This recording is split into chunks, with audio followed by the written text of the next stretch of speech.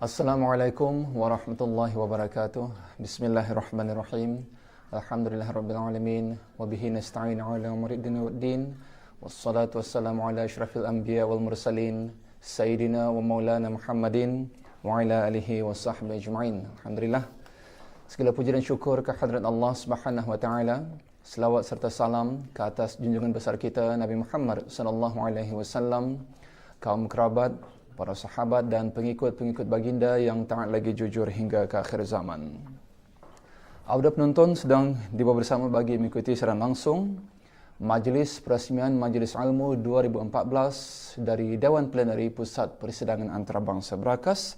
InsyaAllah, sebagaimana kita sedia maklum, Majlis Ilmu 2014 pada tahun ini akan memfokuskan peranan sains dan teknologi selaku pembangkit dalam pembangunan dan meningkatkan kualiti kehidupan rakyat dan penduduk di sesebuah negara, khususnya di negara kita, Brunei Darussalam. Jadi insyaAllah pada pagi ini kami akan bawakan audio secara langsung majlis ini hinggalah tamat nanti di Dewan Plenary Pusat Persidangan Antarabangsa Berakas, dan kita juga ingin mengetahui apakah pengisian yang diadakan sepanjang Majlis Ilmu 2014. Dan pada pagi ini kita bersama dengan Yang Mulia Puan Haji Harus Abdullah, iaitu Setiausaha Bersama Urus Setiap Majlis Ilmu 2014. Assalamualaikum Puan Haji. Waalaikumsalam. Terima kasih meluangkan masa pada pagi ini ya. Dan apa yang kita sedia maklum, persiapan terakhir telah pun dilaksanakan baik menjelang majlis peresmian pada pagi ini, termasuk juga Dewan Pameran ya. Baiklah Puan Haji, boleh terangkan lebih lanjut apakah fokus dan acara-acara utama Majlis Ilmu pada tahun ini? Silakan Puan. Terima kasih. Bismillahirrahmanirrahim. Alhamdulillahirabbil alamin. Wassalatu wassalamu ala asyrafil anbiya'i wal mursalin wa ala alihi washabbihi ajma'in. Terlebih dahulu saya ingin mengucapkan terima kasih kepada Jabatan Radio Television Brunei kerana bersedia untuk menubuh saya pada pagi ini. Sebagaimana kita sedia maklum, Majlis Ilmu adalah salah satu acara utama sempena sambutan keputeraan ke bawah duli Yang Maha Mulia Paduka Seri Baginda Sultan dan Yang di-Pertuan Negara Brunei Darussalam yang ke-68. Pada tahun ini, Majlis Ilmu akan memfokuskan kepada sains dan teknologi dengan tema Sains dan Teknologi, Pemangkin Pembangunan dan Meningkatkan Kualiti Kehidupan Umat. Tema ini dipilih adalah dihasratkan untuk mendukung titah ke bawah duli Yang Maha Mulia Paduka Seri Baginda Sultan dan Yang di-Pertuan Negara Brunei Darussalam untuk menghayati konsep negara zikir dan bagaimana kita melaksanakan tanggungjawab kita untuk memajukan sains dan teknologi di negara ini dan berpaksikan kepada akhlak Al-Quran dan Al-Sunnah. Adapun acara majlis ilmu pada hari ini, pagi ini akan dimulakan dengan majlis peresmian yang akan disempurnakan oleh Kebawah Duli Yang Maha Mulia Paduka Seri Baginda Sultan dan Yang di-Pertuan Negara Brunei Darussalam. Majlis lepas itu, majlis akan diserikan dengan ceramah khas yang akan disampaikan oleh Yang Berhormat Mufti Kerajaan. Pada keseluruhannya, acara-acara majlis ilmu semuanya akan diadakan di Pusat Persidangan Antarabangsa. Acara yang lain adalah ceramah perdana majlis ilmu yang akan diadakan pada keesokan hari, yang mana akan menjunjung keberkatan Kebawah Duli Yang Maha Mulia Paduka Seri Baginda Raja Isteri. Tajuk ceramah ialah Sains Umat Islam Mendahului Zaman, yang mana akan disampaikan oleh Yang Berbahagia Dr. Daniel Zainal Abidin, pengamal perubatan moden dan juga pengurus urusan Daniel Zainal Consultancy Sdn Bhd. Ini juga akan diikuti dengan forum perdana yang akan diadakan pada 3 hari bulan November, di mana juga akan menjunjung keberangkatan Duli Yang Teramat Mulia Paduka Seri Pangeran Muda Mahkota Pangeran Muda Haji Al-Muhtadi Billah, Menteri Kanan di Jabatan Perdana Menteri, di mana tajuk forum nanti ialah Saintis Islami Salih. Majlis ilmu juga akan diteruskan dengan beberapa siri simposium dan juga pameran majlis ilmu. Ya, nampaknya majlis ilmu ini ada membahagikan 3 hari utama, majlis peresmian, ceramah perdana dan juga forum perdana Puan ya. Dan Puan juga menerangkan tadi tentang simposium ini yang boleh kita katakan sebagai acara sampingan majlis ilmu ini. Apakah tema-tema bagi simposium pada tahun ini, dan siapakah antara penceramah yang telah pun diaturkan bagi menyampaikan ceramah masing-masing. Okay, terima kasih Hadi. Simposium akan mengupas aspek mengenai dan kepentingan nilai-nilai Islam dalam penggunaan aplikasi sains dan teknologi, mengenai dan penemuan-penemuan dan peranan sains dan teknologi terbaru serta inovasi dalam meningkatkan kualiti kehidupan ummah. Ceramah akan disampaikan oleh beberapa orang pakar tempatan dan juga dari luar negeri, iaitu Profesor Dr. Salim Al-Hassani yang merupakan Presiden Yayasan bagi Sains dan Teknologi dan Ketamadunan United Kingdom dan Emeritus Professor daripada University Manchester, Dr. Daniel Zainal Abidin dari Malaysia, Profesor Dr. Muhammad Ridwanti juga daripada Malaysia, Profesor Dr. Jackie Ying, pengasas pengarah Executive Institute of Bioengineering dan Nanoteknologi daripada A-Star Singapore, Profesor Maya Dr. Hajah Zohrah binti Haji Sulaiman, pemangku Vice Chancellor Institut Teknologi Brunei, dan Dr. Adi Datuk Paduka Haji Idris, penyelidik tempatan kita mengenai dengan kanser, yang juga pensyarah kanan di Biomedical Sciences UBD. Simposium Hadi akan dimulakan pada hari ini di sebelah petang sehinggalah 30 Oktober. Semuanya bertempat di Dewan Utama di Pusat Persidangan Antarabangsa. Jadi banyak sudah acara-acara yang diaturkan dan kita percaya banyak yang terlibat sama Puan dalam menghadiri simposium dan juga majlis-majlis yang lainnya. Dan di samping itu Puan ada menerangkan tadi tentang pameran yang telah pun disusun. Apakah bahan-bahan yang dipamerkan sesuai dengan tema Majlis Ilmu pada tahun ini? Okay. Sesuai dengan tema tahun ini, pameran Majlis Ilmu akan diadakan di Dewan Serbaguna. Ia akan mempamerkan gabungan bahan pameran yang informatif dan juga interaktif. Ia dibagikan kepada 6 zon. Zon pertama ialah pengenalan mengenai dengan peranan sains dan teknologi selaku pemangkin pembangunan dan macam mana ke arah kita menuju kawasan Brunei 2035. Zon kedua ialah mengenai infrastruktur pengawalan dan mitigasi. Zon ketiga, air untuk kehidupan.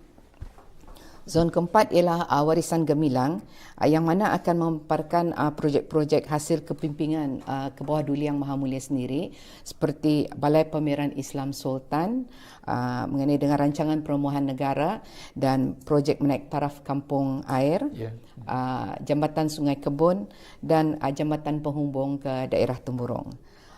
Zon kelima dipanggil langit dan bumi, iaitu mengenai dengan astronomi dan prasarana data ukur.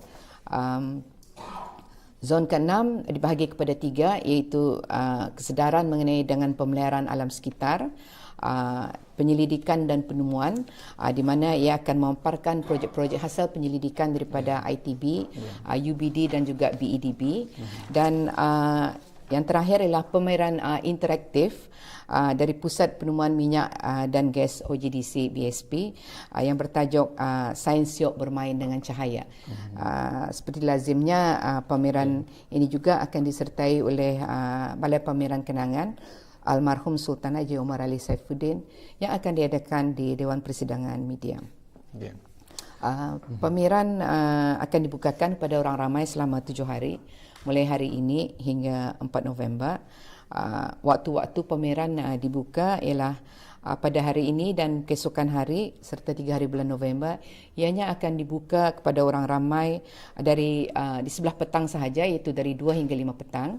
Manakala pada 30 Oktober hingga 4 November ianya akan dibuka dari pukul 9 pagi hingga 5 petang. Banyak pengisian yang telah pun disusun dan akhir sekali Puan, apakah pesanan dan set Puan Hajah kepada ramai mengenai dengan acara-acara yang telah pun disusun bagi majlis pada tahun ini? Silakan Puan. Okey, adalah menjadi harapan ahli-ahli jawatan kuasa pandu dan jawatan kuasa kerja agar Majlis Ilmu 2014 ini akan memeriahkan lagi sambutan Hari Keputeraan Kebawah Duli Yang Maha Mulia Paduka Seri Baginda Sultan dan Yang di-Pertuan Negara Brunei Darussalam yang ke-68 pada tahun ini. Akhirnya dalam kesempatan ini juga kita juga penuh berharap dan berseru kepada segenap lapisan rakyat dan penduduk di negara ini untuk mengambil kesempatan daripada majlis ilmu ini untuk meningkatkan kefahaman mengenai peranan sains dan teknologi dalam pembangunan dan meningkatkan kualiti ummah. orang ramai adalah dialulukan datang beramai-ramai khusus ke simposium dan juga pameran majlis ilmu yang akan menghidangkan banyak ilmu yang penting, menarik dan juga interaktif. Jadi itulah panjang lebar ya penerangan yang telah disampaikan oleh Yang Mulia Puan Haji Harus Siti Abdullah, Ketua Division Sains Teknologi Penyelidikan dan Antarabangsa Kementerian Pembangunan selaku Setiausaha Bersama Urusia Majlis Ilmu 2014. Terima kasih Puan Haji. Terima kasih. Itulah tadi telah pun diterangkan pengisian utama sepanjang Majlis Ilmu diadakan selain daripada 3 hari, iaitu Majlis Perasmian, Ceramah Perdana dan juga Forum Perdana. Juga akan turut diadakan ialah simposium dan pameran. Pameranlah yang sering menarik perhatian orang ramai untuk berkunjung ke setiap kali Majlis Ilmu diadakan. Dan sesuai dengan tema pada tahun ini, Sains Teknologi, Pemangkin Pembangunan dan Meningkatkan Kualiti Kehidupan Ummah, yang sudah tentunya akan memberikan gambaran jelas pada kita sebagai rakyat dan penduduk di negara ini betapa pentingnya kehidupan kita juga dikaitkan dengan sains dan teknologi, pemangkin pembangunan dan meningkatkan kualiti kehidupan ummah bersandarkan dan berlandaskan ajaran-ajaran agama Islam. Itulah Auda Temuba bersama dengan Setiausaha Bersama Urusia Majlis Ilmu 2014 yang telah pun menerangkan lebih lanjut tentang Majlis Ilmu pada tahun ini yang merupakan salah satu acara kerajaan sempena sambutan perayaan ulang tahun Hari Keputeraan ke bawah Duli Yang Maha Mulia Paduka Seri Baginda Sultan dan Yang di-Pertuan Negara Brunei Darussalam yang ke-68 tahun yang diadakan di Dewan Plenary Pusat Persidangan Antarabangsa Brakas. Jadi InsyaAllah kami akan membawakan Auda suasana di Dewan Plenary nanti dan juga majlis perasmian yang akan diadakan pada pagi ini bertempat di Dewan Plenary Pusat Persidangan Antarabangsa Brakas. InsyaAllah semogalah sama-sama kita berdoa semoga semuanya berjalan lancar dan sempurna, dan apatah lagi menjelang hari-hari berikutnya ceramah perdana dan juga forum perdana Majlis Ilmu 2014.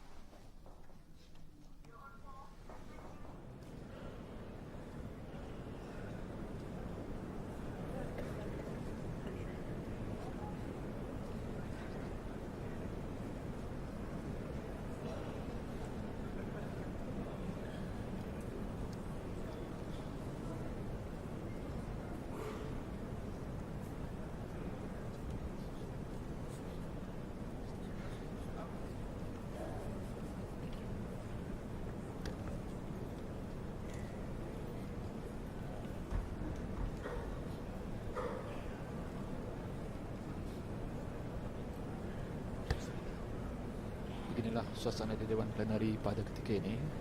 Sudah pun hadir pegawai kanan kerajaan pada jemputan dan juga sebelangannya para peserta yang akan turut sama mengikuti simposium Majlis Ilmu 2014 yang akan diadakan tertumpu di Dewan Plenary Pusat Persidangan Antarabangsa Brakas ini. Majlis Ilmu adalah merupakan salah satu acara utama perayaan sambutan ulang tahun Hari Keputeraan ke bawah Duli Yang Maha Mulia Paduka Seri Baginda Sultan dan Yang di-Pertuan Negara Brunei Darussalam yang ke-68 tahun, dan telah pun diungkayahkan oleh Jawatankuasa Pandu Majlis Ilmu sejak tahun 2004. Majlis Ilmu telah banyak menyumbangkan berbagai ilmu pengetahuan kepada rakyat dan penduduk negara ini. Bidang yang menjadi fokus Majlis Ilmu setiap tahun adalah berbeza dan diselaraskan dengan tema yang dipilih.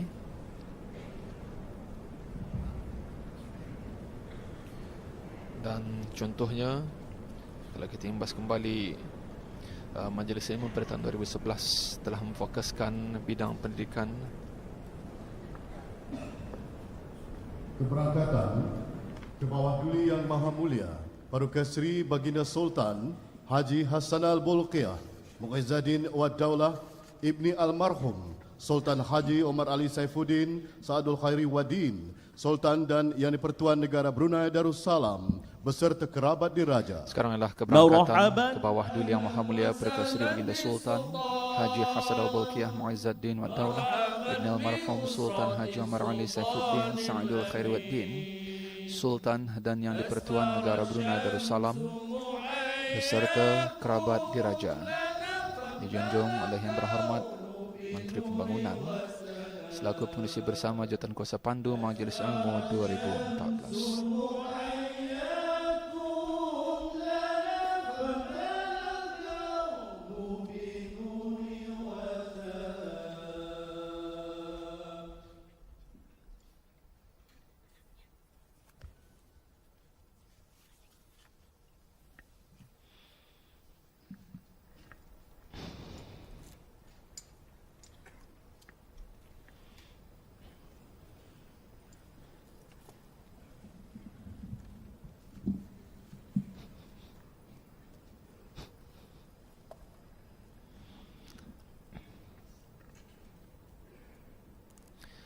Yang berhormat Menteri Pembangunan menghadap dan menyembahkan ke hadapan majlis kepada Maha Mulia bahawa majlis siap sedia untuk dimulakan.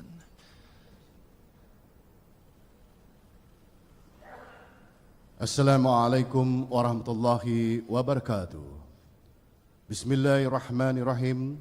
Selawat dan salam ke atas junjungan besar kita Nabi Muhammad sallallahu alaihi wasallam, para sahabat dan pengikut baginda yang taat lagi setia hingga ke akhir zaman. Acara Majlis Perasmian Majlis Ilmu 2014 segera dimulakan dengan bacaan ayat-ayat suci Al-Quran yang akan dibacakan oleh Yang Mulia Awang Muhammad bin Ali, Johan Pertandingan Tilawah Al-Quran Antarabangsa ke-15 di Rusia 2014 dan Naib Johan Pertandingan Membaca Al-Quran Peringkat Kebangsaan 2014. Tafsirannya akan dibacakan oleh Yang Mulia Awang Haji Jakaria bin Haji Hitam. Majlis dengan hormatnya mempersilakan.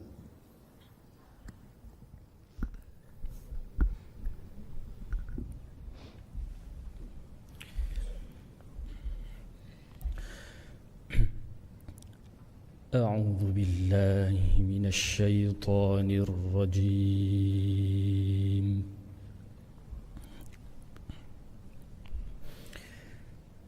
بسم الله الرحمن الرحيم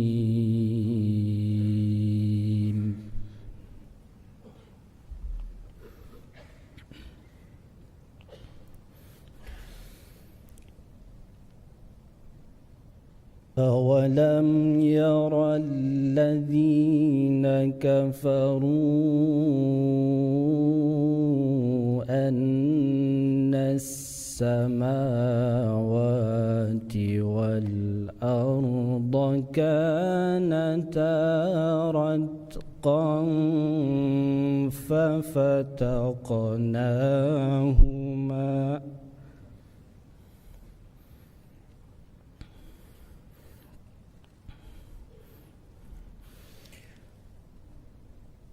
وجعلنا من الماء كل شيء حي أفلا يؤمنون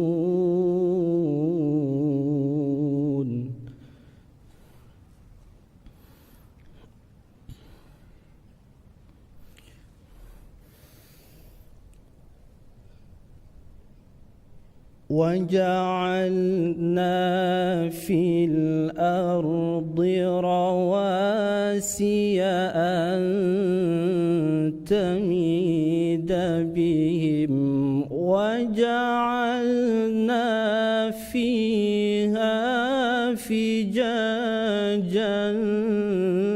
سبلا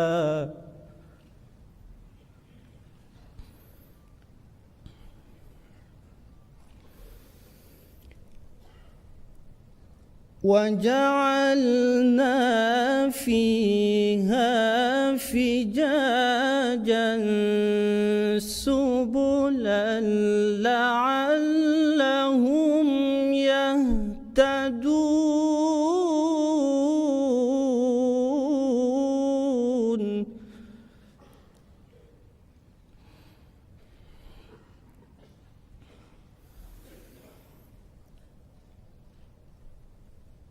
وجعلنا السماء سقفا محفوظا وهم عن آياتها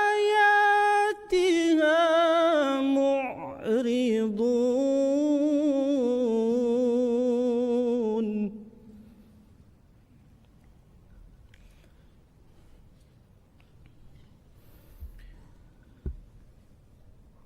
بسم الله الرحمن الرحيم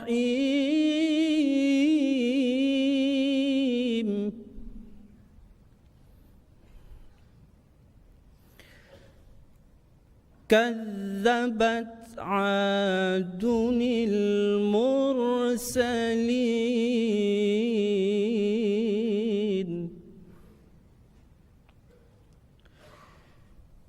إذ قال لهم أخوهم هود ألا تتقون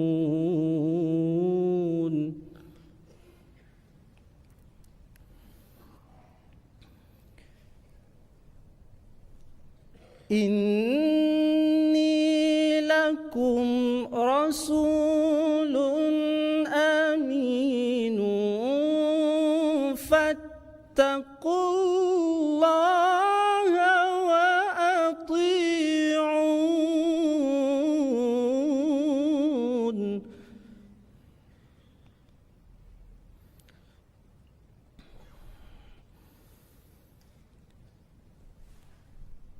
وما أسألكم عليه من أجر إن أجري إلا على رب العالمين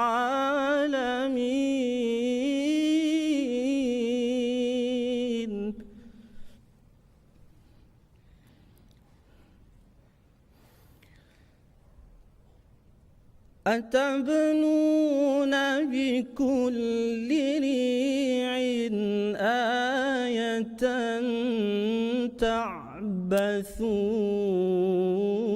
تعبثون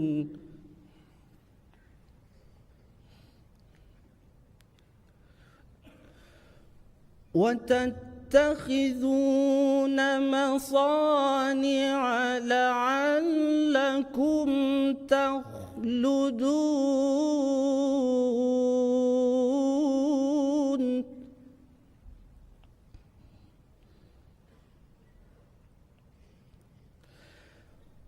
وإذا بطشتم بطشتم جبارين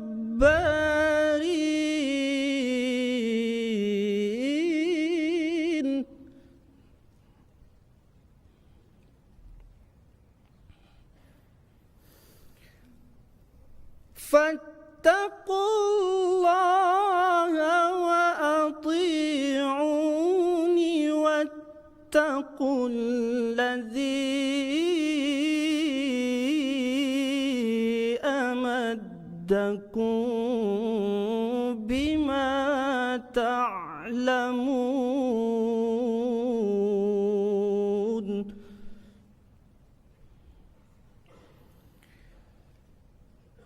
أمدكم بأنعام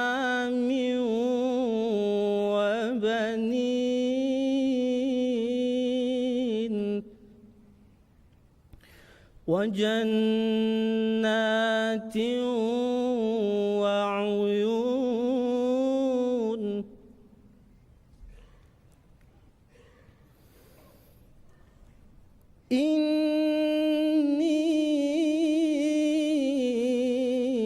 أخاف عليكم عذاب يوم عظيم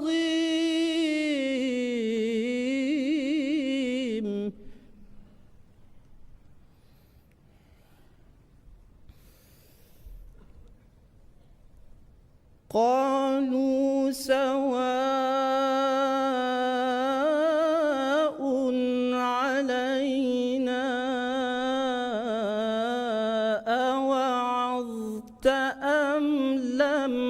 تكن من الواعظين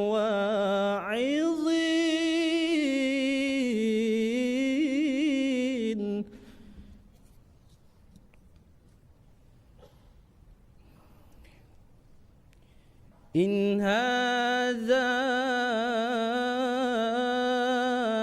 إلا خلق الأولين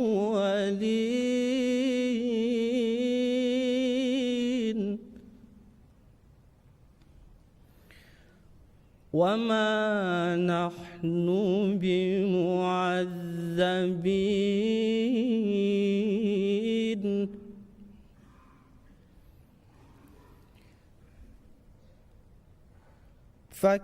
فكذبوه فأهلكناهم إن في ذلك لآية وما كان أكثرهم مؤمنين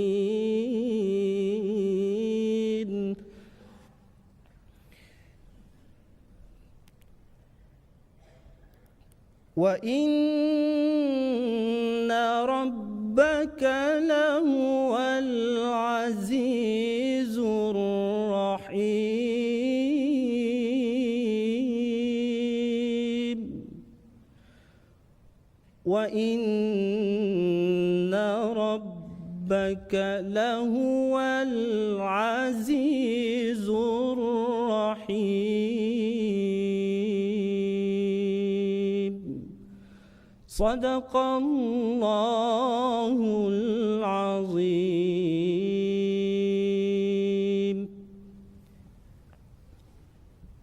Pengajaran yang dapat diambil daripada ayat-ayat yang dibacakan itu tadi ialah pertama, Allah Ta'ala menciptakan asal segala sesuatu yang hidup itu daripada air. Air adalah sesuatu yang amat ajaib kejadiannya. Kerana itu ia menjadi asas kehidupan di muka bumi ini. Kedua, setiap kejadian di langit dan di bumi adalah petunjuk dari Allah Ta'ala bagi orang-orang yang ingin meneliti dan mengkaji, bagi menjana kemajuan ilmu untuk kesejahteraan ummah.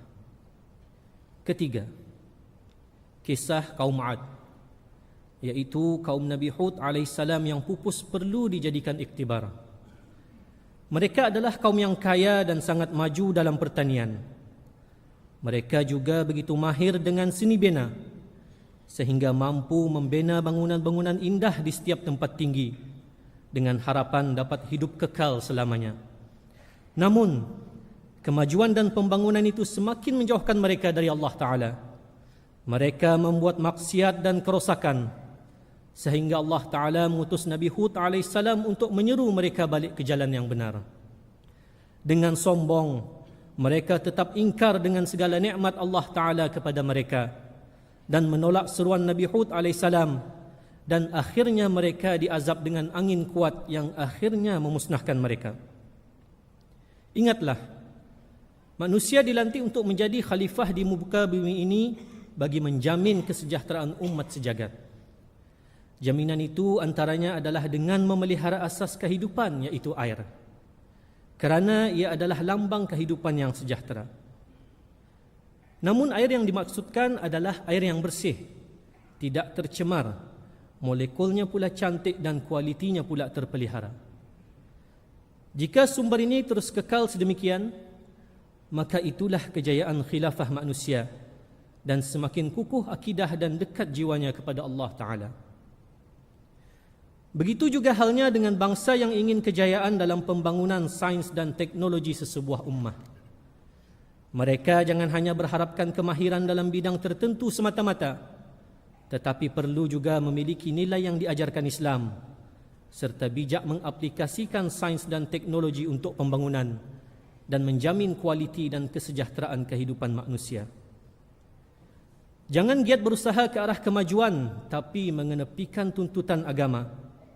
Jangan terus membangun segala bentuk binaan tapi mengenepikan hak-hak orang lain. Jika bangsa tidak melihat adanya peranan pencipta, iaitu Allah Ta'ala dalam setiap kemajuan dan pembangunan mereka, maka ditakuti amarannya sama seperti yang ditimpakan oleh Allah Ta'ala kepada kaum 'Ad. Wal'iyazu billah.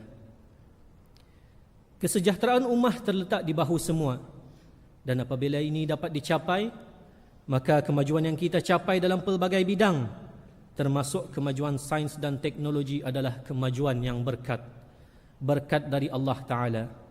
Bukankah berkat ini yang kita cari? Sekian, wabillahi taufiq wal hidayah.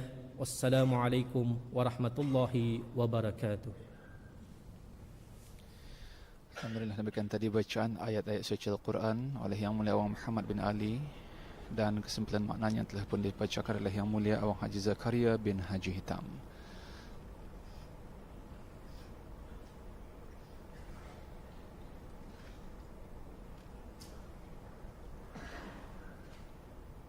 Acara Majlis Perasmian Majlis Ilmu 2014 diteruskan dengan sembah alu-aluan oleh Yang Berhormat Pihin Orang Kaya Indra Pahlawan, Datuk Seri Setia Awang Haji Suyoi bin Haji Osman, Menteri Pembangunan, selaku pengurusi bersama Jawatan Kuasa Pandu Majlis Ilmu 2014. Majlis dengan hormat mempersilakan. Seterusnya ialah sembah alu-aluan Yang Berhormat Menteri Pembangunan selaku pengurusi bersama Jawatan Kuasa Pandu Majlis Ilmu 2014.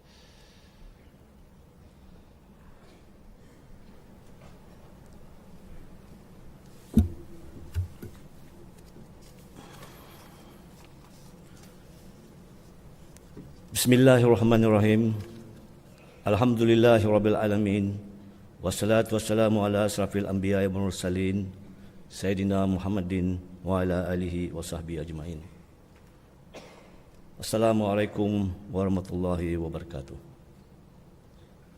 Menghadap ke hadapan majlis, ke bawah duli Yang Maha Mulia Paduka Seri Baginda Sultan Haji Hassanal Bolkiah Muizzaddin Wadallah Ibni Almarhum Sultan Haji Umar Ali Saifuddin Sa'dul Khairuddin, Sultan dan Yang Dipertuan Negara Brunei Darussalam. Ampun beribu ampun.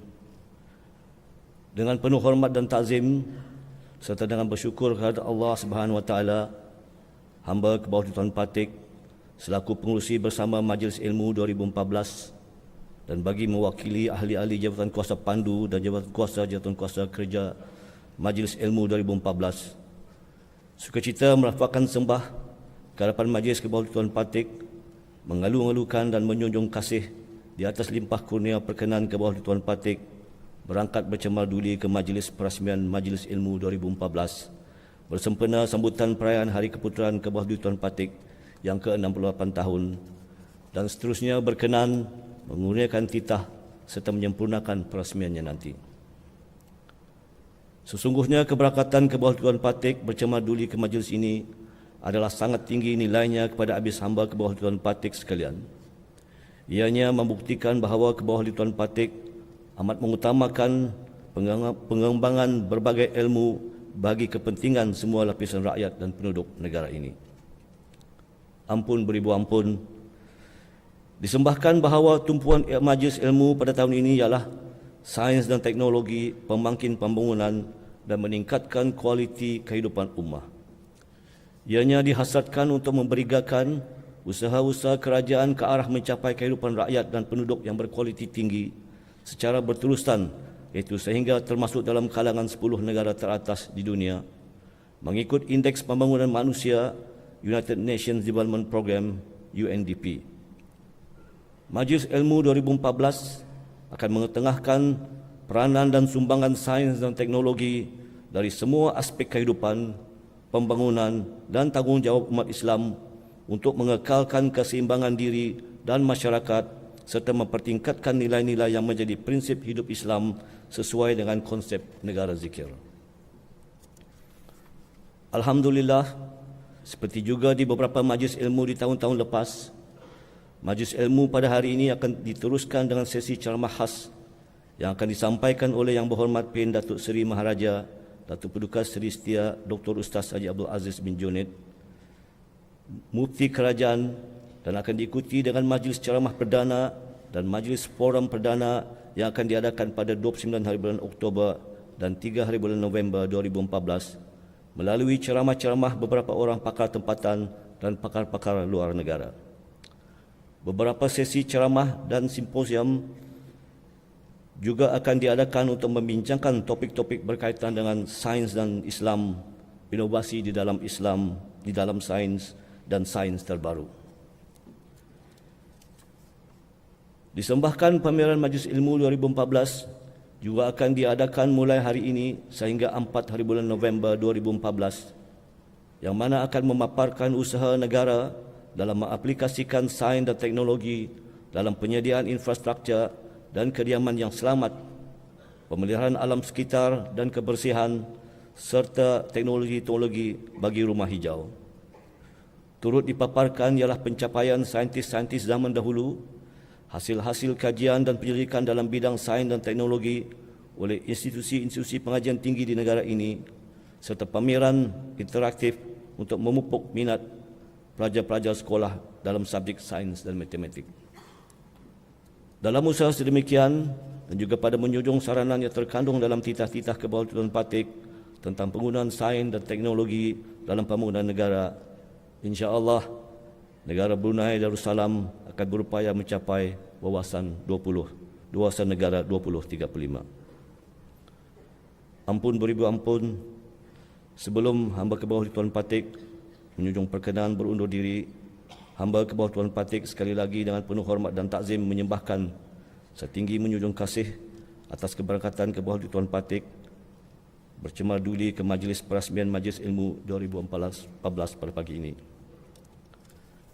Hamba ke bawah Tuan Patik di kesempatan ini juga menyembahkan setinggi-tinggi menjunjung kasih di atas keberkatan Paduka Dinda ke bawah Tuan Patik, Duli Yang Teramat Mulia Paduka Seri Pinggiran di Gadong Saibul Mal, Perdana Muda Haji Jeffrey Bolkiah, Paduka-paduka Ananda ke bawah Tuan Patik, Yang Teramat Mulia Paduka Seri Duli Perdana Muda Abdul Malik, dan Yang Teramat Mulia Paduka Seri Duli Perdana Muda Abdul Wakil.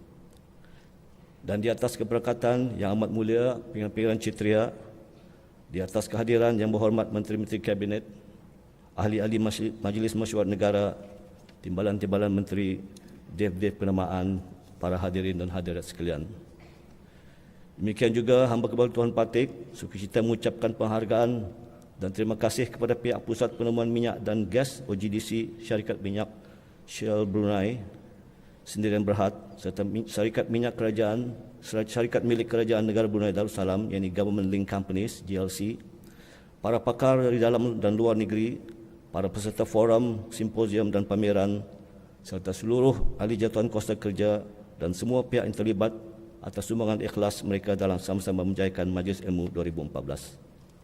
Hamba ke bawah Tuan Patik dan menyusun jari 10 juga menjunjung ampun ke hadapan Majlis ke bawah Tuan Patik sekiranya terdapat surut langkah yang kurang manis dan apa jua kekurangan dalam pengadilian majlis pada pagi ini. Sekian, wabillahi taufiq wal hidayah. Wassalamualaikum warahmatullahi wabarakatuh. Hamba ke bawah Tuan Patik, Junjung Nugraha.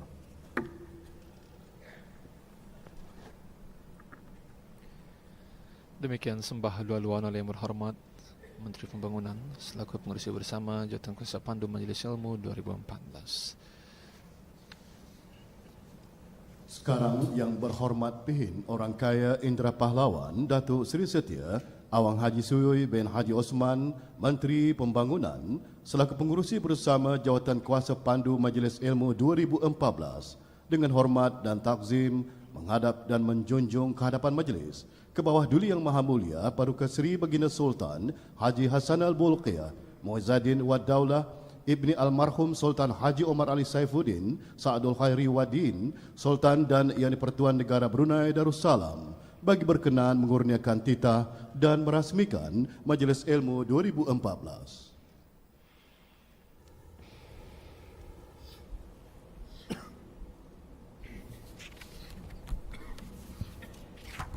Assalamualaikum warahmatullahi wabarakatuh. Bismillahirrahmanirrahim. Alhamdulillahi rabbil alamin. Wa bihi nasta'inu ala umuri dunya waddin. والصلاة والسلام على أشرف المرسلين سيدنا محمد وعلى آله وصحبه أجمعين وبعد. Beta bersyukur kerana kita dapat mengadakan Majlis Ilmu 2014 sempena puja usia beta yang ke-68 tahun. Beta adalah menghargai tema yang dipilih iaitu sains dan teknologi, pemangkin pembangunan dan meningkatkan kualiti kehidupan umat. Mudah-mudahan apa yang dihasilkan dari Majlis Ilmu 2014 ini sama ada melalui perbincangan dalam seminar, ceramah dan simposium maupun kesan persembahan pameran Majlis Ilmu 2014 akan memberi faedah yang banyak kepada kita. Kita memang sama-sama menyadari bahawa sains dan teknologi menjadi sukat-sukat kualiti hidup. Kita tidak boleh mengabaikan sejarah peradaban yang berasaskan ilmu, yang bertanggungjawab memastikan kelangsungan kehidupan di kalangan manusia. Apabila kita bercakap mengenai peranan sains dan teknologi, kita tidak dapat mengabaikan sejarah Renaissance di Eropah. Sejarah ini telah melahirkan pelbagai reka cipta dan inovasi melalui ilmu sains dan teknologi. Sehingga dengan itu terciptalah aneka peralatan untuk kegunaan masyarakat. Dengan adanya ini, maka meningkatlah tahap kehidupan penduduk negeri-negeri di Eropah. Lalu ilmu sains pun terus dipelajari di barat dan di timur. Dengan kegairahan untuk membina kehidupan lebih bermutu. Namun kita orang Islam masih perlu berhati-hati dalam perkara mengikut arus zaman dan usaha membangun bangsa. Sains dan teknologi tidak ada salahnya. Malah Islam juga dalam sejarah ketamadunan manusia adalah menyumbang kepada kemajuan sains dan teknologi. Berapa banyak petunjuk saintifik dalam Al-Quran telah diguna pakai, tetapi ini tidak pernah di-highlight oleh sesiapa pun. Kerana itu bagi kita, sains dan teknologi itu akan jadi salah apabila ia dianggap semata-mata cetusan kudrat manusia tanpa digabungkan dengan ketuhanan. Padahal sains dan teknologi itu cuma secebis ilmu sahaja. Sedang ilmu itu pula adalah milik Allah, bukan milik siapa-siapa. Ia dikurniakan kepada manusia selaku nikmat dan untuk digunakan dengan cara yang selayaknya.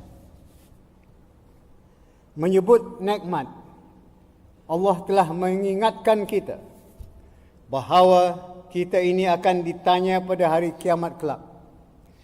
Bagaimana dan untuk apa nikmat itu telah digunakan? Boleh rujuk ayat akhir surah At-Takhatur.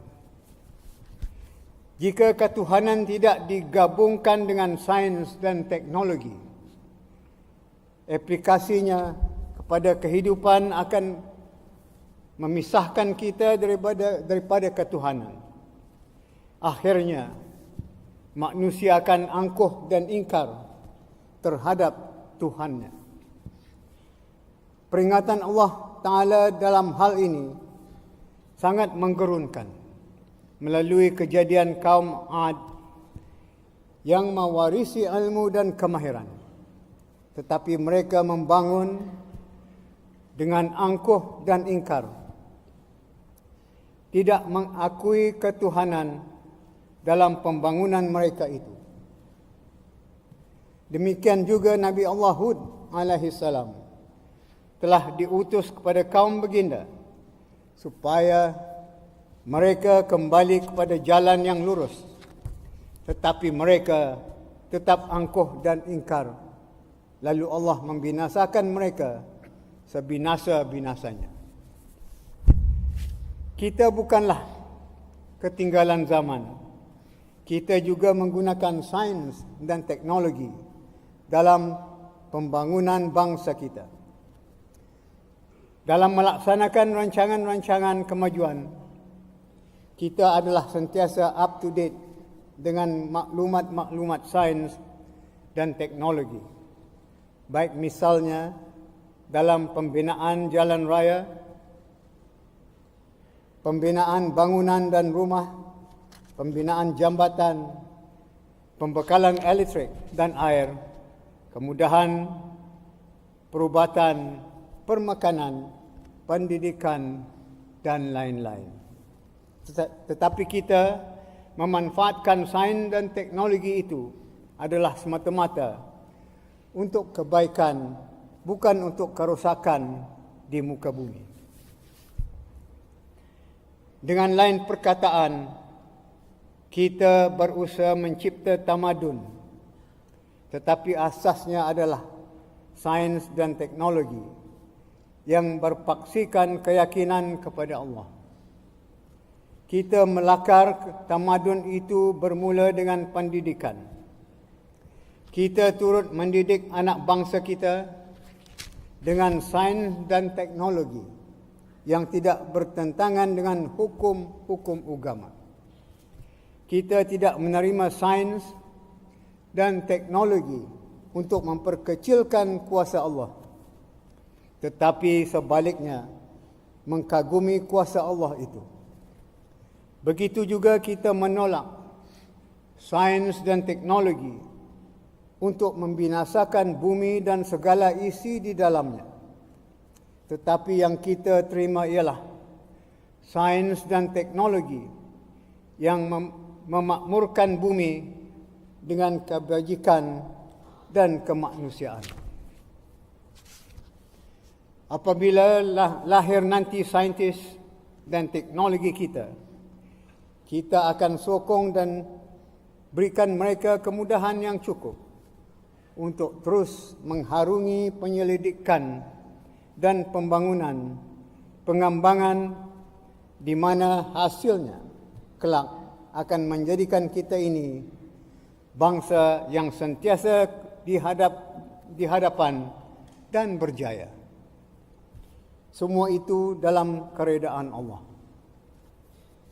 Apabila kita benar-benar maju dan sentiasa di hadapan, kita tidak akan berhenti dari terus berusaha untuk kesejahteraan orang lain juga. Dengan menggunakan tamadun kita sambil mempromosikan kebaikan dan menentang kemungkaran demi kemanusiaan. Artinya, orang lain pun insya-Allah akan turut mendapat faedah daripada tamadun sains dan teknologi kita. Kerana tamadun kita itu 100% membawa kepada kebaikan, ketuhanan dan kejayaan dunia akhirat. Adalah tidak salah untuk mengejar gelaran sebagai ummatan wasatan, umat yang adil, terbaik, lagi terpilih, sebagaimana diungkap oleh Al-Quran. Dengan lafaz Bismillahirrahmanirrahim, beta rasmikan Majlis Ilmu 2014 dengan keyakinan ia akan menghidangkan ilmu dan maklumat yang berguna untuk pembangunan dan peningkatan hidup bangsa dalam negara. Sekian, wabillahi taufik wal hidayah. Wassalamualaikum warahmatullahi wabarakatuh.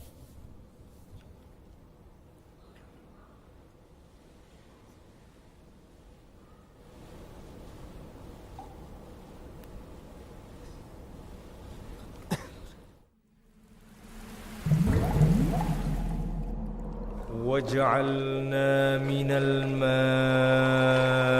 كل شيء حي أفلا يؤمنون.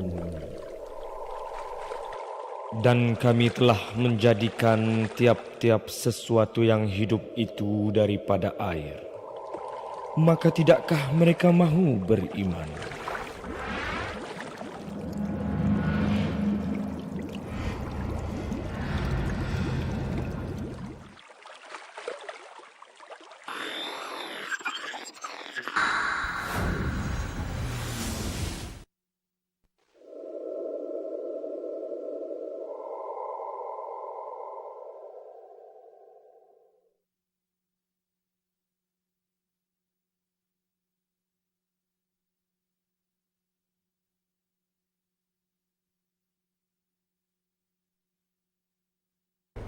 Pada tahun ini, kita telah memulakan rancangan kemajuan negara ke-10, iaitu RKN kedua, bagi membantu kita merealisasikan wawasan negara 2035. RKN pada kali ini lebih menekankan kepada usaha memperkasa keupayaan tenaga kerja selari dengan teknologi baru dan inovasi, di samping memberikan perhatian kepada kemudahan prasarana, pendidikan, kesihatan, perhubungan, perumahan, riadah serta tempat-tempat beribadah. Langkah ini diharapkan mampu untuk membantu mempercepatkan lagi pertumbuhan ekonomi setanding dengan kadar pertumbuhan ekonomi serantau.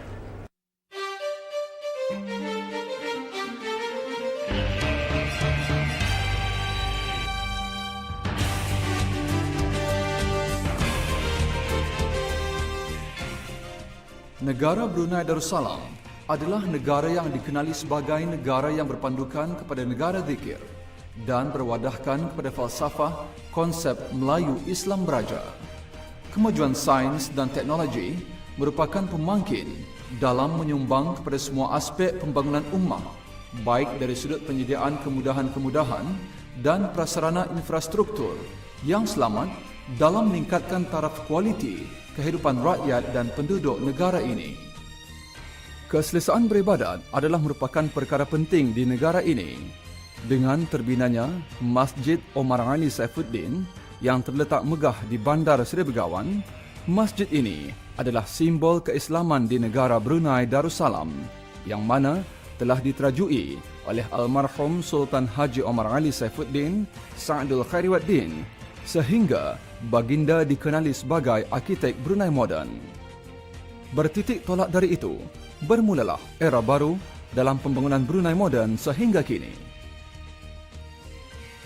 Dalam kemajuan bidang sains dan teknologi, ianya berperanan besar dalam menyumbang kepada perubahan pembangunan dan perkembangan kepada sistem pendidikan negara, meningkatkan tahap kualiti kesihatan rakyat, menyediakan kemudahan-kemudahan orang ramai dalam melalui kehidupan seharian. Pada masa yang sama, ianya juga menjana peningkatan kemahiran-kemahiran profesional, mempertingkatkan keselamatan negara, kualiti pembangunan infrastruktur, dalam menambahkan serta meningkatkan kadar perekonomian negara.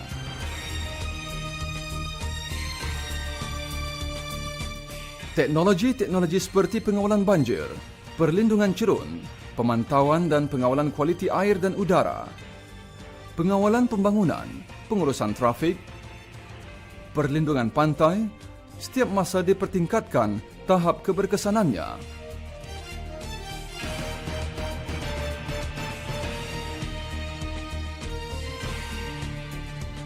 Dalam sistem perhubungan pula, pembinaan jalan-jalan raya di negara ini sentiasa dipertingkatkan dan dijaga tahap keselesaannya serta keselamatan bagi pengguna-penggunanya. Kementerian Pembangunan juga sentiasa memantau dan menaik taraf keselesaan tempat tinggal rakyat di negara ini melalui skim perumahan negara. Sebagai rakyat dan penduduk di negara ini, kita sangat bersyukur kerana menikmati keselesaan hidup yang sentiasa dijaga dan diberikan perhatian serius oleh Kerajaan ke bawah Duli Yang Maha Mulia Paduka Seri Baginda Sultan dan Yang di-Pertuan Negara Brunei Darussalam.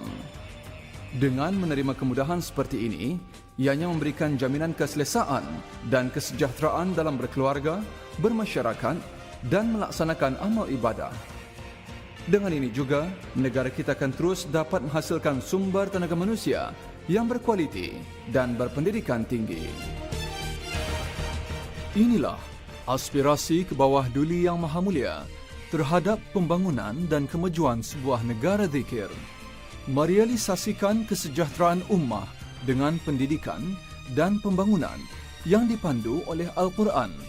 Kerana hanya dengan itu sahaja, kita boleh mencapai matlamat sejahtera dunia dan akhirat. Semoga berlakulah kebenaran di bumi Darussalam ini.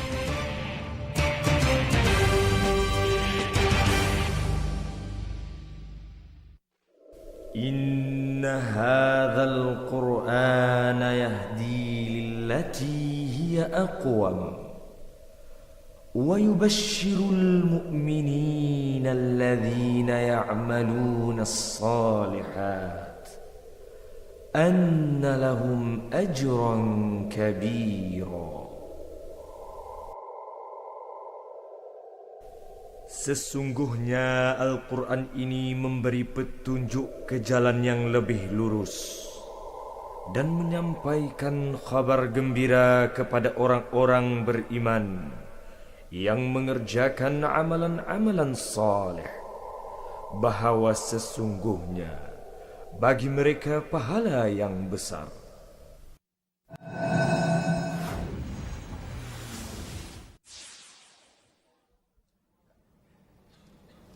Acara majlis diteruskan lagi dengan ceramah khas bertajuk Sains dan Teknologi Pemangkin Pembangunan dan Meningkatkan Kualiti Kehidupan Ummah yang disampaikan oleh Yang Berhormat Pihin Datuk Seri Maharaja Datuk Paduka Seri Setia Dr. Ustaz Haji Awang Abdul Aziz bin Junid, Mufti Kerajaan. Majlis dengan penuh hormat mempersilakan.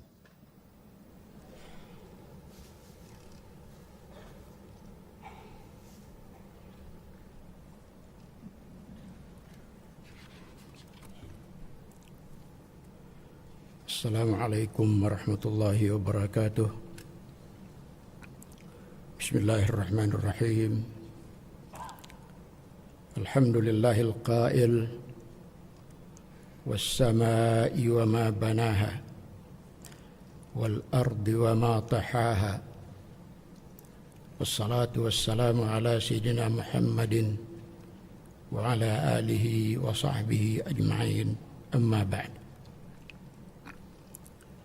Menghadap ke hadapan majlis ke bawah Duli Yang Maha Mulia Paduka Seri Baginda Sultan Haji Hassanal Bolkiah Muizzuddin wad Daulah Ibn al-Marhum Sultan Haji Umar Ali Saifuddin Sa'adul Khairi wad Din Sultan dan Yang di-Pertuan Negara Brunei Darussalam.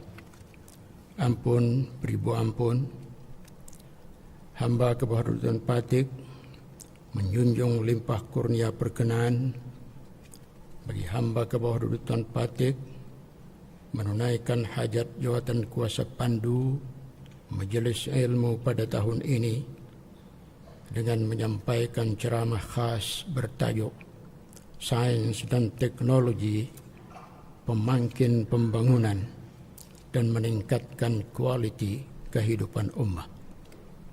Sambil itu juga hamba ke bawah Tuan Patik menjunjung untuk menggunakan ungkapan biasa di sepanjang penyampaian ini bagi kemudahan juga.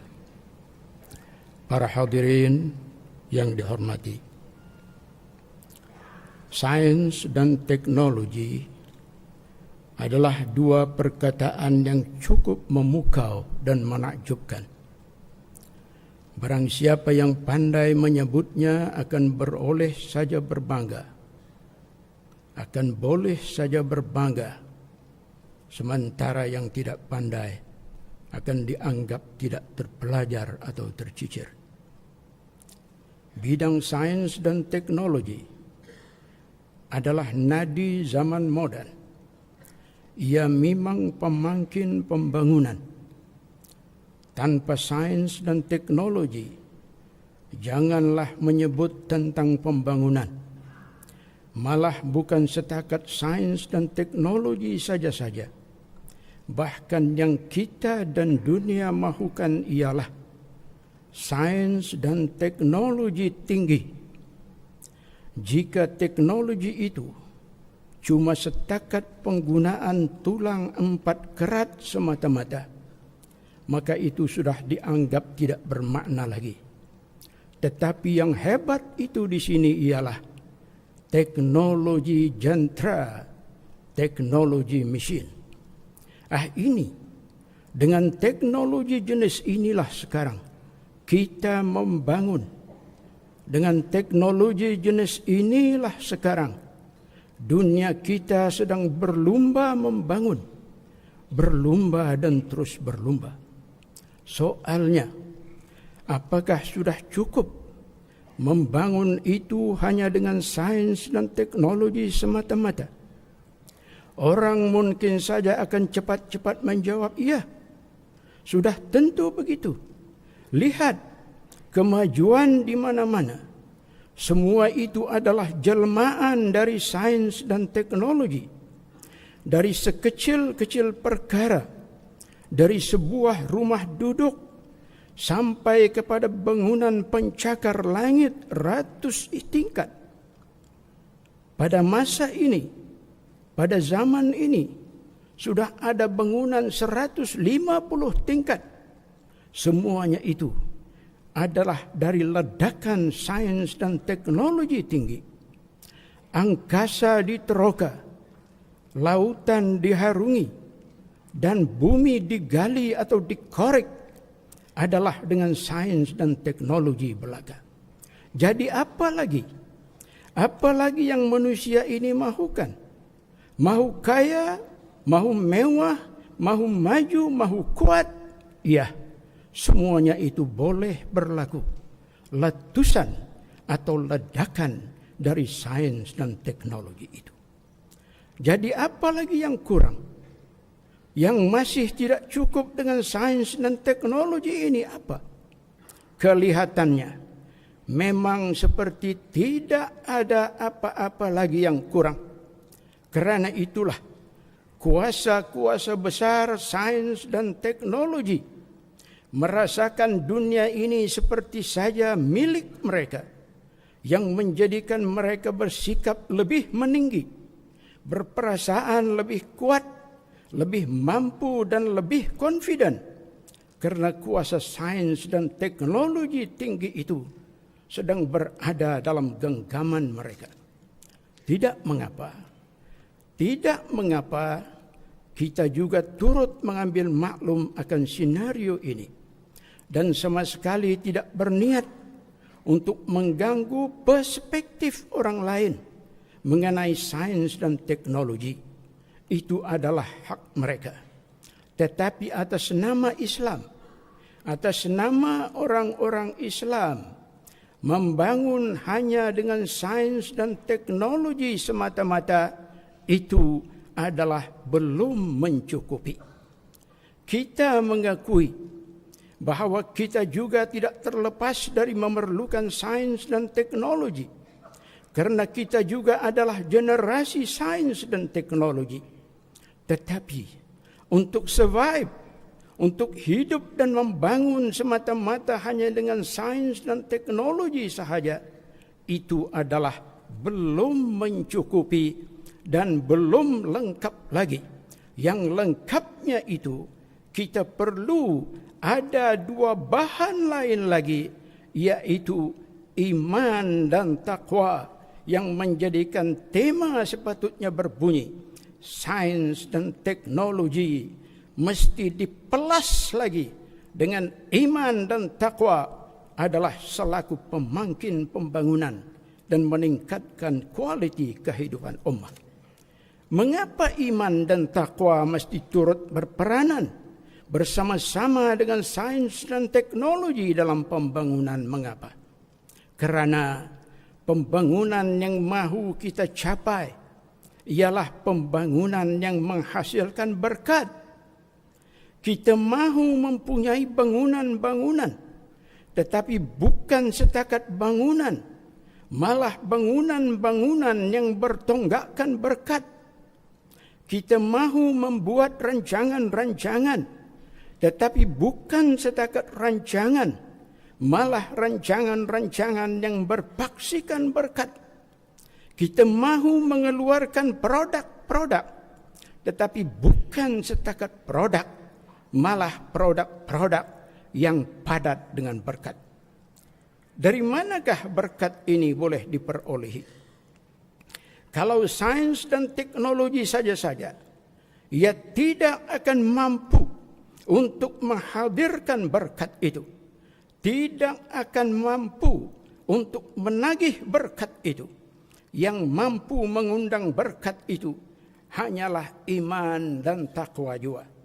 Ini bukan teori, saudara, tetapi adalah ketentuan daripada Allah Subhanahu wa taala sendiri.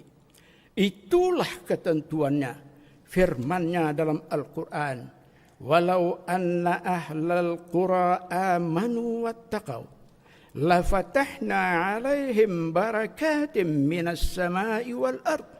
Tafsirnya, dan andainya penduduk sebuah negeri itu beriman dan bertakwa, nescaya kami akan bukakan untuk mereka pintu-pintu pengurniaan yang melempah-lempah berkatnya dari langit dan bumi. Lalu apabila ada iman dan takwa menjadi pasak pembangunan, maka pembangunan itu adalah pembangunan berkat. Dan pembangunan berkat pasti akan membawa kepada banyak kebajikan dan pertumbuhan. Negeri akan berkembang, aman dan tentram. Ekonomi pula tumbuh dan bumi subur. Kehidupan yang dianggap sudah baik akan jadi lebih baik lagi. Negeri dari era cuma mempunyai bangunan-bangunan papan akan meningkat kepada bangunan-bangunan batu dan konkrit. Negeri dari era cuma mempunyai sekolah-sekolah kajang akan bertukar menjadi bangunan-bangunan modern yang serba lengkap. Negeri dari era cuma mempunyai masjid-masjid yang beratapkan daun nipah akan dilihat mempunyai masjid-masjid seperti Masjid Umar Ali Saifuddin dan Jami' Asri Hasanil Bolkiah. Ya, inilah pembangunan itu. Semua orang boleh membangun, siapapun mereka, muslimkah atau bukan muslim. Allah Subhanahu wa taala tidak pernah menghalangi mereka daripada membangun. Ya, boleh saja membangun, membangunlah. Dari dahulu kala lagi manusia sudah membangun. Dari dahulu kala lagi manusia sudah mengenal sains dan teknologi. Nabi Allah Nuh alaihi salam telah menghasilkan kapal raksasa yang luar biasa dengan sains dan teknologi pada zaman itu. Umat Nabi Hud dan Nabi Saleh alaihi wassalam membina istana-istana dengan cara memahat gunung-gunung dan bukit-bukit dengan sains dan teknologi pada zaman itu. Raja-raja Fir'aun sebelum dan semasa Nabi Musa alaihissalam telah membina piramid-piramid dan istana-istana yang hebat-hebat dengan sains dan teknologi pada ketika itu. Bahkan bagaimana piramid-piramid ini dicipta? oleh para pakar sampai ke hari ini masih saja gagal untuk mencari jawabannya.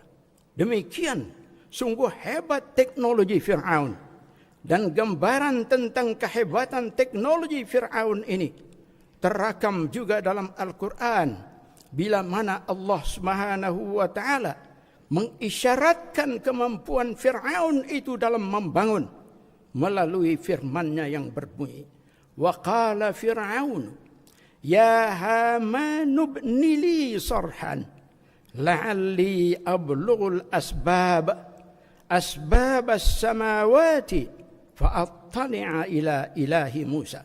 Tafsirnya, dan berkata Fir'aun, wahai menteri Haman, binalah untukku sebuah bangunan yang tinggi, semoga aku boleh sampai ke tempat-tempat yang aku mahu tuju, yaitu ke pintu-pintu langit, supaya aku dapat melihat Tuhan Musa. Ini gambaran kuasa teknologi Fir'aun. Dia mampu untuk membangun binaan-binaan yang tinggi-tinggi lagi ajaib, semisal piramid, dan bahkan mungkin lebih dari piramid, sebagaimana gambaran daripada ayat ini. Tetapi saudara, kita orang-orang Islam adalah menolak sains dan teknologi Fir'aun atau ala Fir'aun, karena Fir'aun menggunakan sains dan teknologi untuk mendurhakai Allah, sedang kita orang-orang Islam wajib memanfaatkan sains dan teknologi itu untuk mentaati Allah. Satu contoh ringan pembangunan yang memanfaatkan sains dan teknologi untuk mentaati Allah. Brunei Darussalam telah membangun sebuah bangunan Darut Takaful setinggi 15 tingkat. Apabila bangunan ini siap atau dianggap telah siap, barulah disadari rupa-rupanya ketinggiannya adalah mengatasi atau mengalahkan ketinggian Masjid Omar Ali Saifuddin. Setinggi 9 tingkat ke atas dari 15 tingkat itu telah dikenal pasti menyebabkan ketinggian Masjid Omar Ali Saifuddin menjadi lebih rendah daripada ketinggian bangunan Darut Takaful.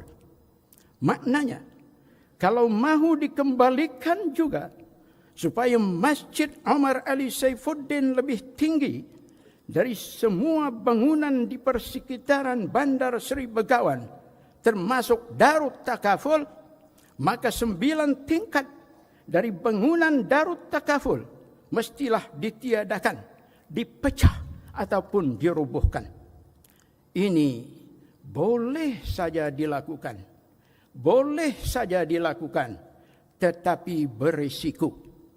Risiko pertama akan memakan masa yang lama, dan risiko kedua akan menyebabkan rugi mata benda, rugi besar bermilion ringgit. Tidak diragukan lagi, perkara ini sekarang telah jadi dilema berkaitan hukum agama dan berkaitan dengan untung rugi masa dan mata benda. Manakah satu yang mahu dipilih? Adakah hendak mengikut hukum agama ataupun mahu mengelak daripada mendapat rugi? Ahli-ahli lembaga buntu dan akhirnya mengambil keputusan mengangkat perkara ini ke atas. Apakah yang terjadi selepas itu?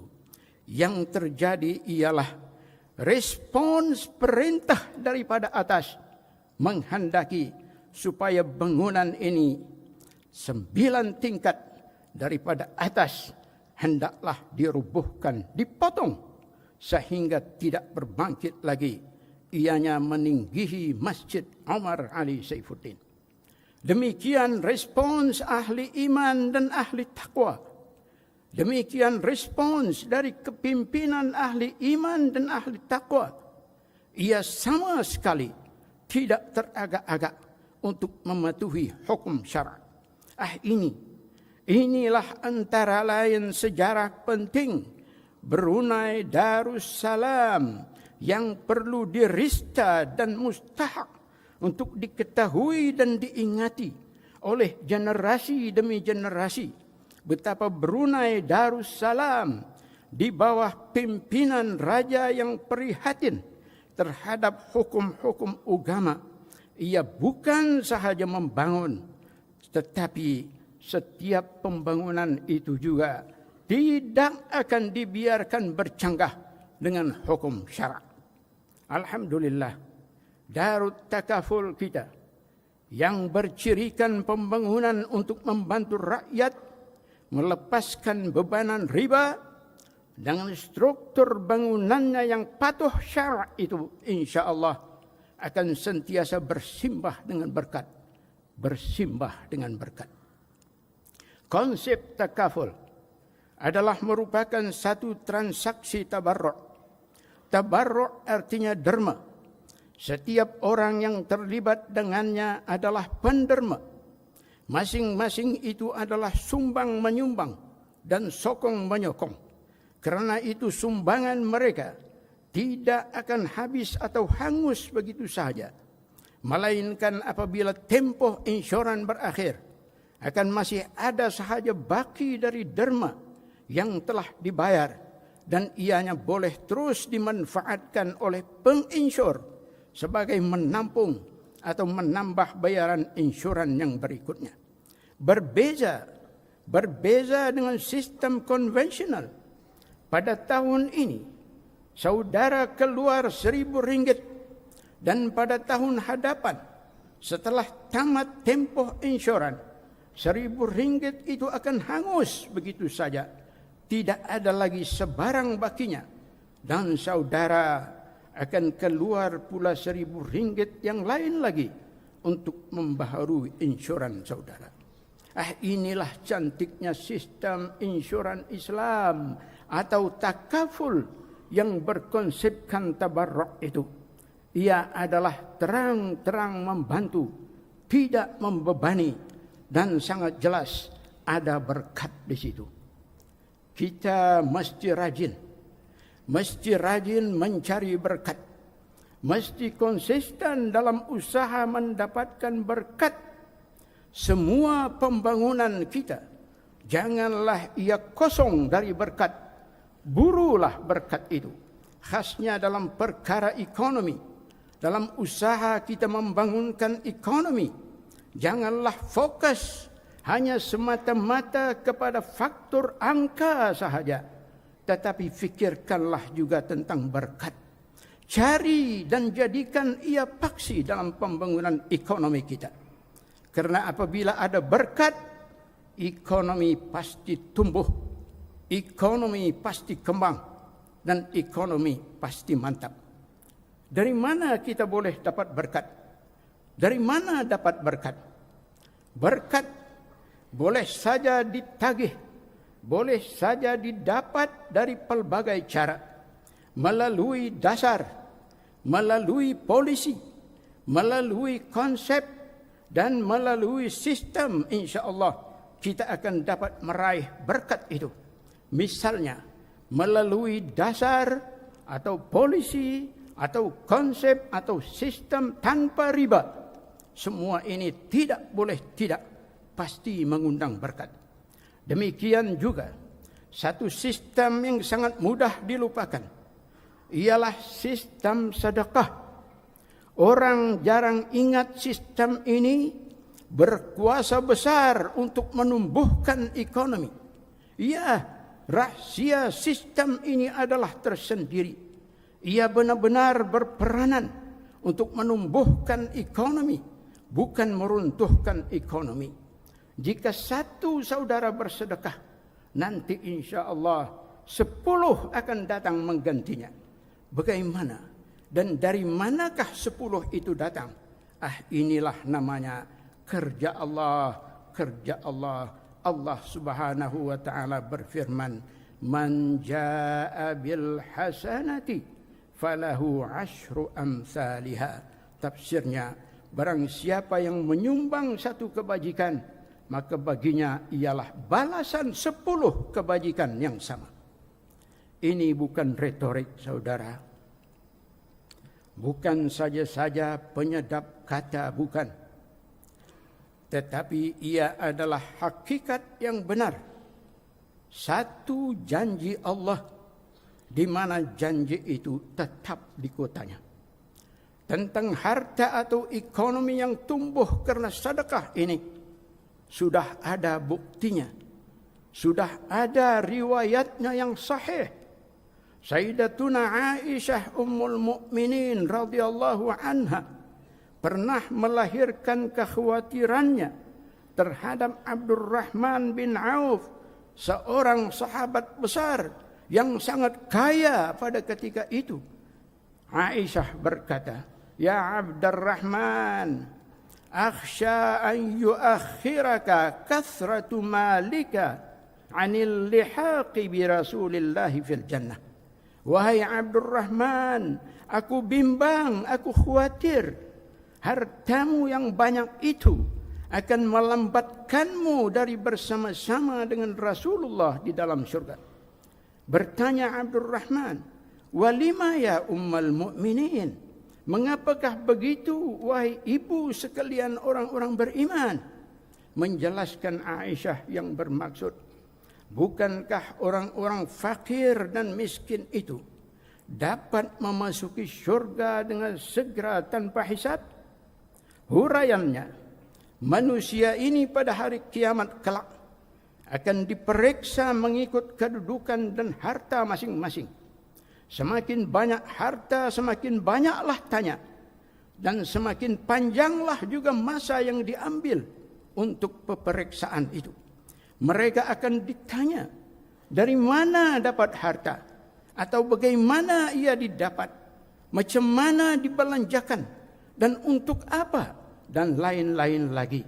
Sedang orang fakir dan miskin yang tidak ada harta, tidaklah banyak atau tidak ada langsung yang hendak ditanya itu, maka dengan itu mereka pun dapatlah memasuki syurga dengan segeranya. Nah, inilah yang dirungsingkan oleh Aisyah terhadap sahabat yang sangat kaya raya ini, Abdurrahman bin Auf. Tetapi Abdurrahman telah membuka satu rahasia besar dengan berkata, "Wa madza af'alu ya Ummul Mukminin? Wallahi ma mana'tul mala sa'ilan wala mahruma, walakin ma af'alu ma'allah. Idza tasaddaqtu fi as-sabahi bi dirhamin khalafahu Allahu alayya 'ashratan fil masa. Fa idza tasaddaqtu bi 'asharatin fi as-sabah khalafaha alayya 100 fil masa. Madza asna'u? Afala atasaddaqu?" Artinya, apakah yang saya boleh buat, wahai Ummul Mukminin? Demi Allah, saya tidak pernah menahan harta saya untuk orang-orang yang meminta dan memerlukan. Tetapi apa yang saya dapat buat dengan ketentuan Allah ini? Apabila di sebelah pagi saya bersedekah 1 dirham, di sebelah petangnya Allah mengganti dengan 10 dirham. Apabila di sebelah pagi saya bersedekah 10 dirham, di sebelah petangnya Allah mengganti dengan 100 dirham. Jadi apa lagi yang patut saya lakukan? Adakah saya tidak patut bersedekah? Tidak payah bersedekah? Ini ajaibnya sistem sedekah itu, saudara. Ini ajaibnya membangun ekonomi melalui sistem sedekah. Sistem ini tidak pernah dikenali oleh pakar-pakar ilmu ekonomi dunia. Oleh Adam Smith 1723 hingga 1790. Oleh Thomas Robert Malthus 1766 hingga 1834. Oleh David Ricardo 1772 hingga 1823 oleh Karl Marx 1818 hingga 1883 dan lain-lain. Tidak pernah mereka itu tidak pernah sebut ini, tidak pernah mengenalkan kepada kita sistem sedekah ini. Tetapi Nabi kita Sayyidina Muhammad sallallahu alaihi wasallam ada mengenalkannya. Baginda bersabda, "Ma naqasa malun min sadaqah," rawahu Tabrani. Artinya, tidak berkurang harta itu karena sedekah. Mengapa tidak kurang? Karena harta itu tertahan oleh berkat yang memegangnya, malah menyiramnya sehingga jadi subur dan bertambah. Itulah hebatnya berkat yang terjadi karena sedekah. Iya, sedekah menurut Nabi adalah syai'un ajab, artinya satu perkara besar, satu perkara agung. Ia bukan saja berperanan menumbuhkan ekonomi, bahkan juga adalah perisai kepada bala bencana. Sedekah juga mampu untuk menolak bala bencana, sebagaimana hadis Nabi sallallahu alaihi wasallam, "As-sadaqatu tadfa'ul qada'a as-su'a." Bermaksud sedekah itu menolak bala bencana. Iya. Siapa juga yang mahu terhindar daripada bencana, maka bersedekahlah.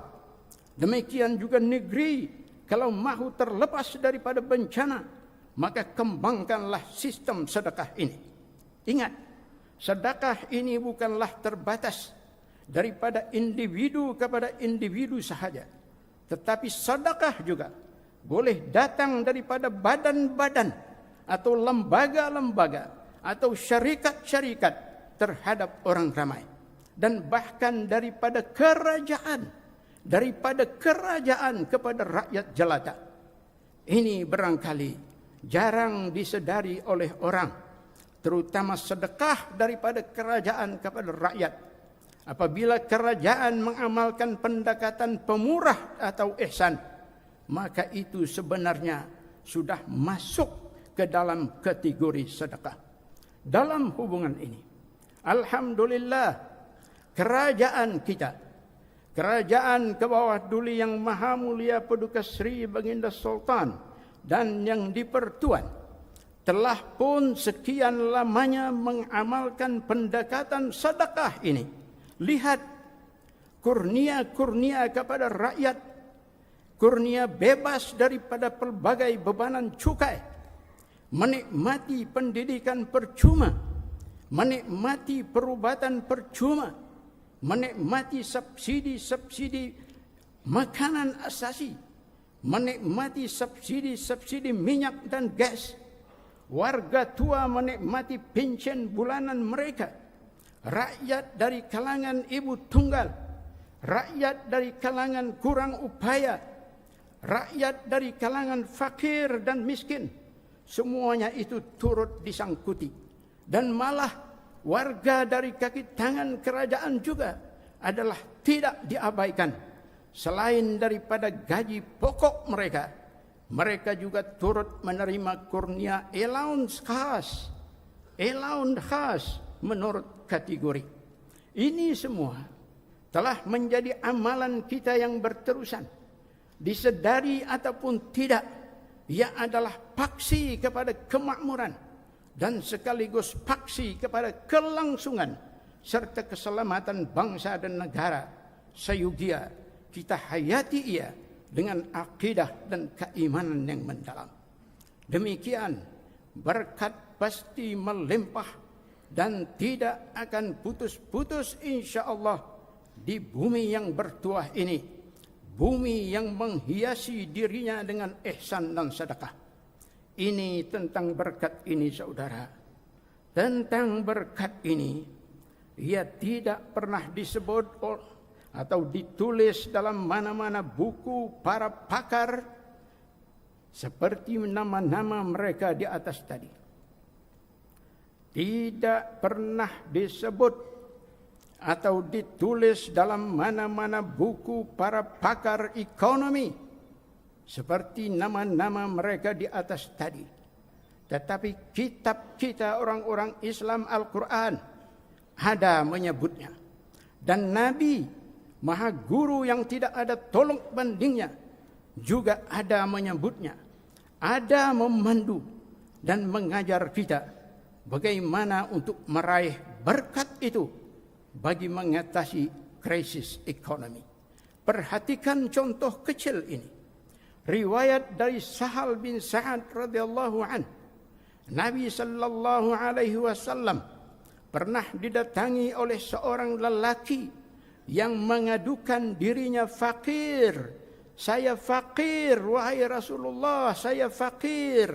Lalu baginda sallallahu alaihi wasallam pun mengajar si lelaki yang fakir ini bagaimana untuk merawat kefakiran dengan bersabda, "Idza dakhalta baitaka fasallim in kana fihi ahad wa in lam yakun fihi ahad fasallim ala nafsika thumma sallim ala an-nabiyyi waqra qul huwallahu ahad marratan wahidah."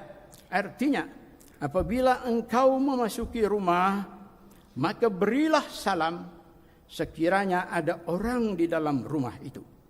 Sekiranya tidak ada orang di dalamnya, maka engkau beri salam ke atas dirimu sendiri dan ke atas Nabi sallallahu alaihi wasallam, dan bacalah qul huwallahu ahad sekali saja. Lalu lelaki ini pun melakukan apa yang disuruh atau diajarkan oleh Nabi ini. Maka menurut riwayat tumbuh dan bertambahlah rezeki si lelaki ini. Dan bukan setakat itu sahaja, malah rezeki itu juga turut pula melimpah kepada jiran-jirannya. Allahu Akbar, subhanallah. Nah, ini berlaku karena si lelaki ini adalah benar-benar yakin, meyakini metodologi Nabi sallallahu alaihi wasallam dan sekaligus mengamalkannya. Lihat apa yang berbangkit di sini. Yang berbangkit di sini ialah faktor keyakinan, faktor keimanan, dan faktor takwa, faktor patuh. Dua-dua faktor ini ada dan berfungsi di dalam diri si lelaki.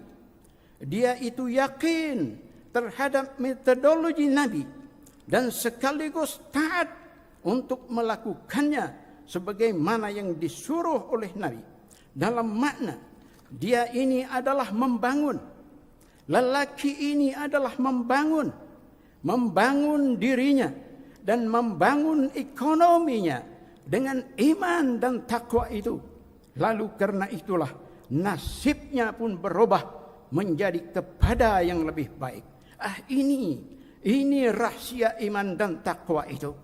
Dalam metodologi pembangunan biasa, ini semua tidak berbangkit, tidak ada. Yang ada hanyalah semata-mata sains dan teknologi sahaja.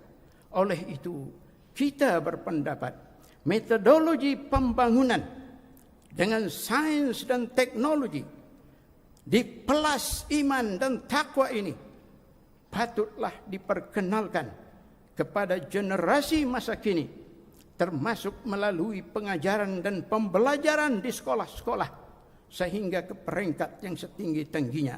Barulah insya-Allah akan dapat kita menikmati aspirasi pembangunan berkat yang sebenar-benarnya, seperti yang telah dicanang oleh Al-Quran. Walau anna ahlal qura amanu wattaqau la fatahna alaihim barakatim minas samai wal ard. Dan sekiranya penduduk sebuah negeri itu beriman dan bertakwa, nescaya kami, yakni Allah, akan bukakan untuk mereka pintu-pintu pengurniaan yang melimpah-limpah berkatnya dari langit dan bumi. Ampun beribu ampun. Sekian saja sekelumit mengenai tema Majelis Ilmu 2014 sebelum menjunjung anugerah mengundurkan diri, hamba ke bawah dulu Tuan Patik menjunjung ampun kiranya terdapat sebarang kejanggalan atau suruk langkah di sepanjang penyampaian ini. Wallahu waliyut taufiq. Wassalamualaikum warahmatullahi wabarakatuh. Menjunjung anugerah. Demikian ceramah khas Sains dan Teknologi Pemangkin Pembangunan dan Meningkatkan Kualiti Kehidupan Ummah yang disampaikan oleh Yang Berhormat Mufti Kerajaan.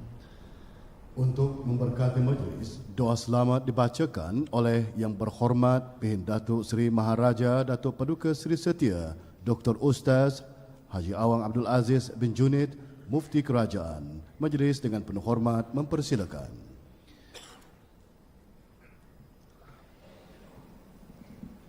Seterusnya bacaan doa selamat oleh Yang Berhormat Mufti Kerajaan.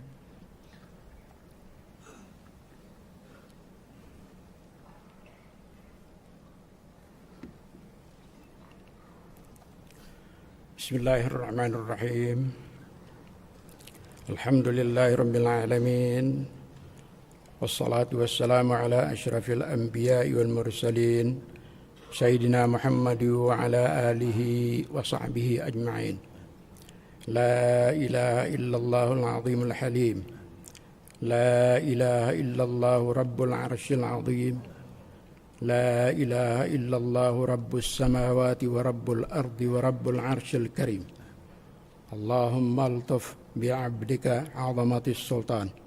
Ke bawah duli Yang Maha Mulia Paduka Seri Baginda Sultan Haji Hasan al-Bolqiyah Mu'izzuddin wa Daulah Ibn al-Marhum Sultan Haji Umar Ali Saifuddin Sa'adul Khairi wa Din Sultan dan yang di-Pertuan Negara Brunei Darussalam wa waffiqhu li salihil ummati wal bilad wa habbibhu ila ar-ra'iyah wa habbibir ra'iyata ilayh innaka antas samiul alim. Allahumma ihfazhu fi nafsihi warham walidayh واحفظ أهله وأولاده وأحفاده وإخوته وقرابته ورعيته والحاضرين والمسلمين أجمعين. اللهم أدمه متمتعا بطول البقاء متوجا بتيجان الصحة والهناء. اللهم أطل عمره مصلحا للموظفين والرعية والبلاد وبلغ مقاصده لطريق الهدى والرشاد.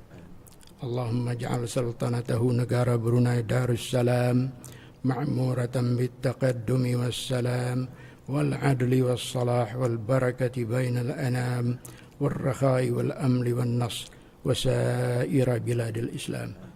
اللهم ادفع عنا وعن سلطاننا البلاء والوباء والأمراض والأسقام والفتن وأزل عنا وعنه الشكوك والأوهام بمنك وكرمك يا ذا الجلال والإكرام.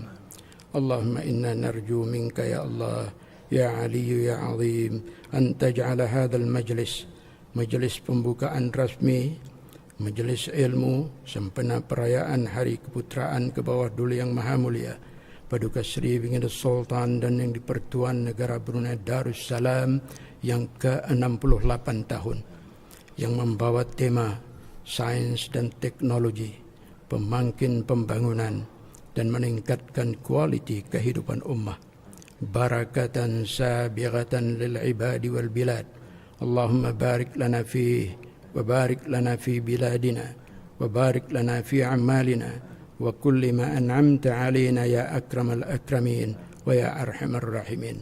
Semoga tema ini dapat menyuntik semangat kami untuk menerapkan nilai-nilai Islam dalam penggunaan aplikasi sains dan teknologi serta meningkatkan kualiti kehidupan kami untuk masa kini dan masa hadapan, lebih-lebih lagi untuk akhirat kami.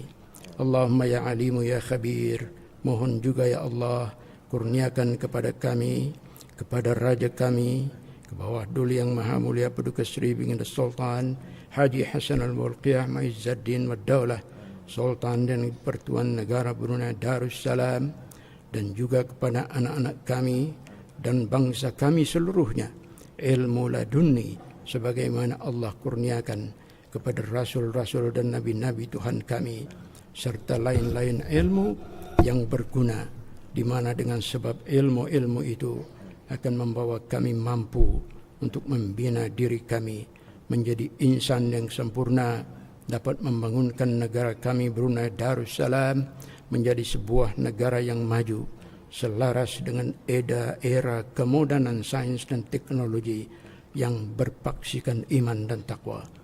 Allahumma atina rahmatan min indik wa 'allimna min ladunka ilma wa hab lana hikmatan wa hukma. Allahumma anzil 'alaina al-hikmata wa 'allimna ma lam nakun na'lam. Rabbana atina fid dunya hasanah wa fil akhirati hasanatan wa qina 'adzaban nar. Wa sallallahu ala sayyidina wa maulana Muhammad wa ala alihi wa sahbihi ajma'in. Walhamdulillahi rabbil alamin. Taqabbalallahu minna wa minkum. Demikian bacaan doa selamat oleh Yang Berhormat Bhindatu Sri Maharaja Datuk Prakasri Direktur Ustaz Haji Awang Abdul Aziz bin Junid, Mufti Kerajaan, menandakan majlis perasmian sempurna berjalan.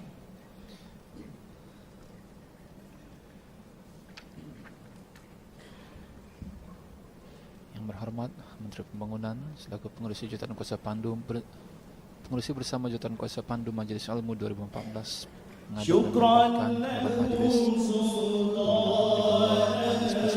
dilaksanakan, dan alhamdulillah dengan tema pada tahun ini iaitu Sains Teknologi Pemangkin Pembangunan dan Meningkatkan Kualiti Kehidupan Ummah. Sudah tentunya pameran juga akan menghidangkan dengan tema yang dibawakan pada tahun ini.